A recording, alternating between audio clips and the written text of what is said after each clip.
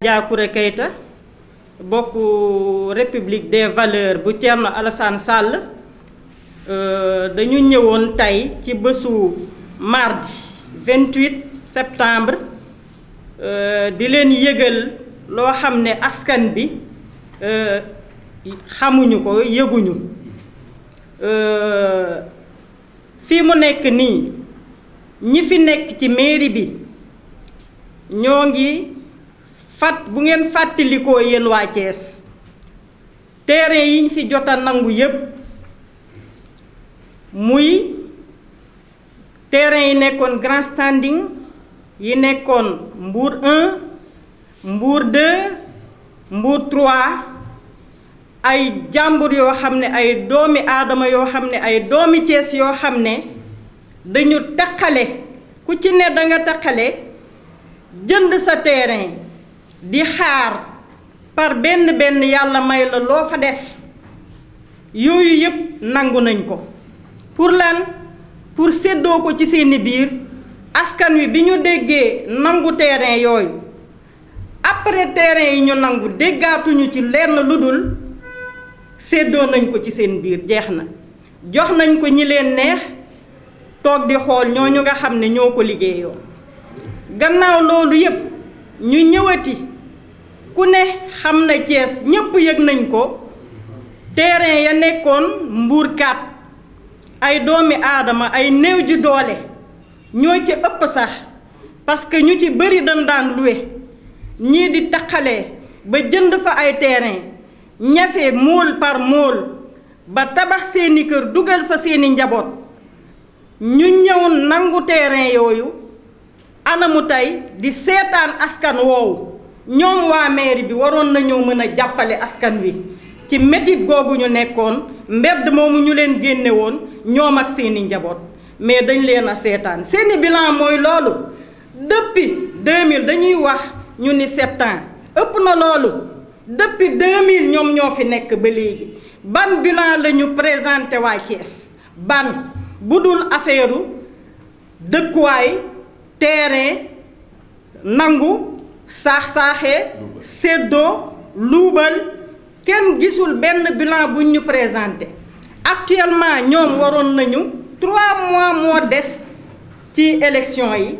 te ñoom seen mandat jeex na depuis 2019 donc li leen waroon mooy ñu ñëw présenter bilan thiessois yi mais defuñu ko ñoo ngi profité ci kaw thiessois yi surtout les jeunes yéen laay interpellé parce que ëllëg fan ngeen di tabax fan ngeen di teg seeni njaboot tey Thiès amatul espace nangu nañu yooyu yëpp jël nañu terrain yi nga xamante ne fa la ñu waroon a def marché fi ñu waroon a def hôpitaux fi ñu waroon a def même ay cimetière jël nañ ko anamun séddoo nañ ko daggate nañ ko fàtte nañu loolu aussi ñoo ngi ñëwati ci terrain yi nga xam ne parcelle boo xamante ne mi ngi entrée Thiès bi soo ñëwee ci tableau entrée Thiès bi ba ci biir ba champ de tir loolu yëpp 25 hectares la ñu bëgg ko nanguwaat tey te ñoom suba ak jàmm mercredi 29 la ñu war a délibérer pour mën a séddoo terrain yooyu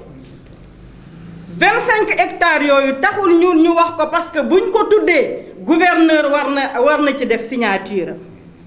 pour mën a luubal loolu ba ñu ñëwee déclarer dañ ne 9 hectares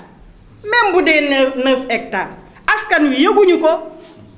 ñi nga xam ne ñoom ñoo ko war a bénéficier wu yëguñu ko ñoom ña ngi koy séddoo di ko saax-saaxe pour lan pour ëllëg ñu mën koo jël politiser woo ko jox ko askan wi nax leen pour récupérer waat terrain bi may interpeller nag sama mbokki Thiessois yi di leen xamal ne leen République des valeurs bu Thierno Alassane Sall li mu yàgg a xeex pour askan wi tey la ko gën a mën a xeex mi ngi koy xeex commencé ko nag ci Thiès gii mu dëkk waxuma la dara mais Thiès ouest bii mu dëkk suñu mairie bi defaluñ ñu dara lijjantiwuñu tali réparé wuñu tali réparé wuñu lumière réparé wuñu poteau yi nga xamante ne tàkkatuñu biir Thiès marché yi talatuñ ko talatuñu mbalit bi xanaa nekk ci terrain 9 hectares yooyu ñu wax ëpp na 9 hectares 25 hectares la ma yëgal leen ko di ko yëgal sama mbokku Thiessois yi mbokku Sénégal ñoo ngi woo ñëpp te lii ñu def rek lii ñu def nii du ci Thiès Ouest kese du terrain yooyu kese ñoo ngi koy def ouest est ñoo ngi koy def nord donc loolu yëpp ci Thiès la bokk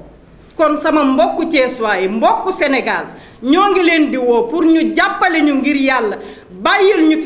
fi sunu njaboot gi terrain yooyu nga xam ne ëllëg xale yi dinañ leen ci mën a tabaxal école dinañ leen ci mën a tabaxal hôpital dinañ leen ci mën a defal leneen loo xam ne espace vert yi nga xamante ne dañ ne woon au moins ñu def ko fa pour xale yi mën faa dem ak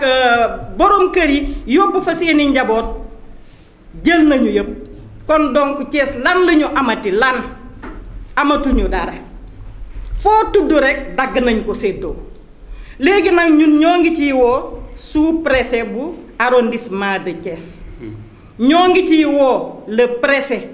du département de Thiès ñoo ngi ciy woo le gouverneur de Thiès ñoo ngi ciy woo président de la République mu wax ñu Macky Sall parce que lii aussi ñun mënatuñu ko supporter loolu ñoo ngi ciy woo ñëpp di leen remercier di leen wax jërëjëf maa ngi leen di jéggal. Professeur Mbaye Guèye, la République des valeurs de la section Thiès-Ouest tient à informer les Thiessois et l'opinion nationale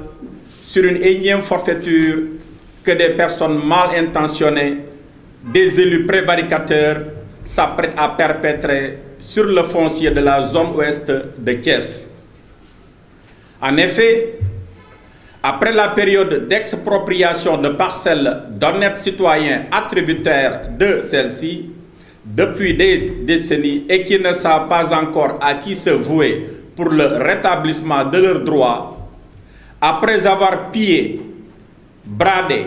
et même octroyé à des tiers des espaces verts, des espaces réservés à des lieux de culte, ainsi qu'à des marchés et des hôpitaux. Après l'histoire de démolition de maisons et de chantiers à Mbour 4, où le conseil municipal s'est illustré par son absence et sa complicité dans le désarroi des dizaines de pères et mères de famille, après 7 années de gestion axée sur un bilan vide, nul et sans aucune réalisation visible, hormis les expropriations de parcelles et l'exécution opaque des différents budgets, à notre grande surprise et à notre étonnement total,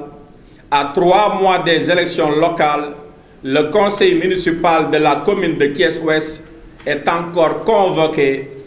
ce mercredi 29 septembre 2021 afin de procéder à un morcellement de terrain à la zone se situant à partir du poste de contrôle des douanes à l'entrée de Thiès-Ville et s'étendant vers le champ de tir sur un espace de 25 hectares sans que l'opinion en soit informée pour une éventuelle souscription. Réalisant que le morcellement d'un tel espace nécessiterait la signature du gouverneur de Thiès, le groupe de flibustiers s'en limite à 9 hectares pour échapper au contrôle de ce dernier et s'attribuer comme à son accoutumée et indûment des parcelles sur le dos des populations de la zone, s'enrichissant ostentatoirement et sans gêne. Par ailleurs, essayant de jouer sur l'appréciation que les administrés de la zone ouest de Thiès feront de la dite convocation,